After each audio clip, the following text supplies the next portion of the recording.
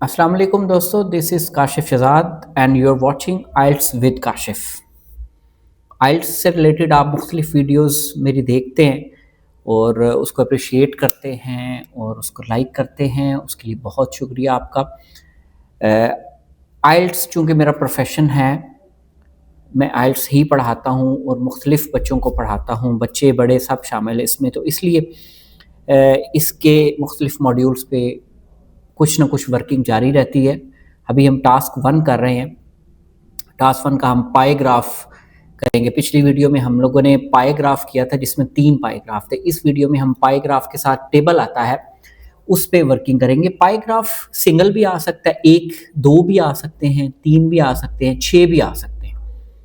पाई graph bar graph के साथ भी आ सकता है, पाई ग्राफ लाइन ग्राफ के साथ भी आ सकता है। ये उनकी मर्जी है कि वो किस तरह का पाई ग्राफ दे, लेकिन आपको एक सिंपल सेट ऑफ प्रोसीजर समझना है जिसमें वो जिस तरह का मर्जी दे दे। आपने टास्क को अंडरस्टैंड करना है और फिर उसको एक्सप्लेन करना है। It's not that difficult. दिखने में यह डिफिकल्ट होगा लेकिन करने में नहीं है। अगर बंदा थोड़ा सा उसको समझ जाए, उसके स्ट्रक्चर को, उसके तरीकाकार को समझ जाए तो वो इतना मुश्किल नहीं रहता। तो आज के टास्क में आपके सामने हम बात करेंगे जनाब आइल्स पाई ग्राफ। और पाई ग्राफ में हमारे पास है जी उसके साथ टेबल आता है। मैं स्टेटमेंट आपके लिए पढ़ता हूँ जो नीचे तस्वीर में आपके सामने शो हो रही है। The pie chart below shows the main reasons why agricultural land becomes less productive. The table shows how these causes affected 3 regions of the world during the 1990s. पहले पाइग्राफ में causes of worldwide degradation है जिसमें दो तीन factors हैं और साथ में अदर्स है। बड़ा शॉर्ट सा ये अंदाज़ा लगा रहे हैं कि इसमें बड़ा कम लिखने होगा, ज़्यादा इस पे नहीं लिखा जा सकेगा। तो उसमें हम लोग देख रहे हैं कि 2-3 फैक्टर हैं और एक अदर है। एक ये पाई ग्राफ हमें शो किया गया है, डिग्रेडेशन फैक्टर है। जबकि टेबल में जो तस्वीर है वहां पे हमें बताया गया है causes of land degradation by region, के मुख्तलिफ एरियाज में लैंड डिग्रेडेशन कैसे हो सकती है। सबसे पहले हम बात करते हैं पाई ग्राफ की। आपको स्ट्रक्चर का पता है, मैं दोबारा उस चीज़ को हाईलाइट कर दूंगा वीडियो में। आपकी वो तस्वीर आप नीचे देख सकते हैं कि कैसे हम पैराफ्रेसिंग करते हैं, कैसे हम फिर उसका ओवरव्यू लिखते हैं, उसके बाद बॉडी पैराग्राफ की तरफ जाते हैं। ठीक है, तो सबसे पहले हम पैराफ्रेसिंग की तरफ आते हैं। तो आंसर्स नॉर्मली मैंने कहा ना, मैं एक आंसर ज़्यादातर डिस्कस करूंगा ताकि आप ज़्यादा मुश्किल में ना पड़ जाएं। अच्छा जी, paraphrasing very simple. The pie chart in the first image shows the different causes of land degradation, whereas the table depicts the various causes of land degradation in different regions.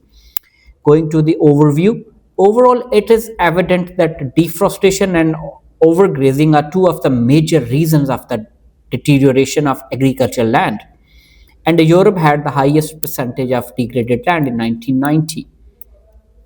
Overview very simple. थोड़ा इसको hifi करना हो तो in a broader perspective it becomes evident that overgrazing and deforestation and over cultivation stand out as the predominant drivers of the agricultural land. थोड़े मुश्किल word इस्तेमाल हुए। 7.5 band का आंसर है। ये है जी ओवरव्यू। बॉडी पैराग्राफ की तरफ आते हैं जी। बॉडी पैराग्राफ जैसा कि पहले भी जिक्र किया, 2 होते हैं। जब पिक्चर्स 2 हैं तो बॉडी पैराग्राफ भी 2 है। पहला बॉडी पैराग्राफ आपका पाइग्राफ का होगा, दूसरा टेबल का होगा।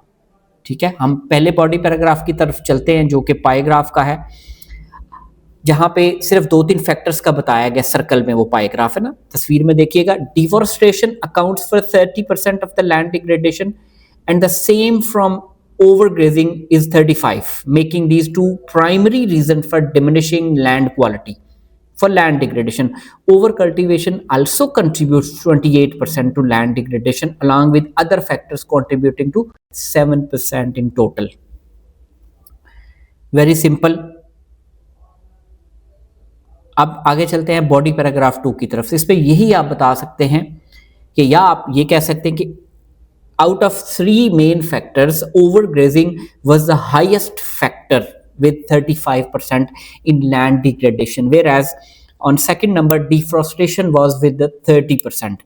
Overcultivation contributed 28% to the land degradation, whereas the other factors were contributing 7%. हम जाते हैं टेबल की तरफ.